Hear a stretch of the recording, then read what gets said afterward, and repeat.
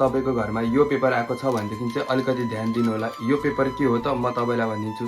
यो पेपर हो health insurance. यदि तपाईले हेल्थ इन्स्योरेन्स तिर्नु भएको छैन भनेदेखि चाहिँ तपाईलाई सिटी अफिसले यो पेपर पठाउँछ जहाँ चाहिँ तपाईलाई क्लियरली लेखेको छ कि तपाईले हेल्थ इन्स्योरेन्स नतिर्नु भएको कारणले गर्दाखेरि यदि यो पेपरमा तोकेको टाइम भित्र तपाईले हेल्थ इन्स्योरेन्सको पैसा तिर्नु भएन भनेदेखि तपाईको सम्पत्ति सिज गर्ने छ भनेर लेखेको छ। अब हामी स्टुडेन्टसँग सम्पत्तिको नाम मात्रै एउटा भिजा छ, त्यही भएर हाम्रो भिजामा प्रब्लम आउने चान्स हाई हुन्छ र डाइरेक्टली मेरो एरियामा बस्ने धेरै साथीहरूलाई सिटी अफिसबाट कल आएर सिटी अफिसमै बोलाएर वार्निङ पनि दिइसकेको छ। त्यही भएर हेल्थ इन्स्योरेन्सको पेपर तपाईँको घरमा आएको छ भनेदेखि चाहिँ तिर्नु होला, नभएदेखि तपाईँलाई पनि सिटी अफिसबाट त्यसरी नै वार्निङ आउनेछ र तपाईँलाई सिटी अफिस नै बोलाएर वार्निङ गर्नेछ।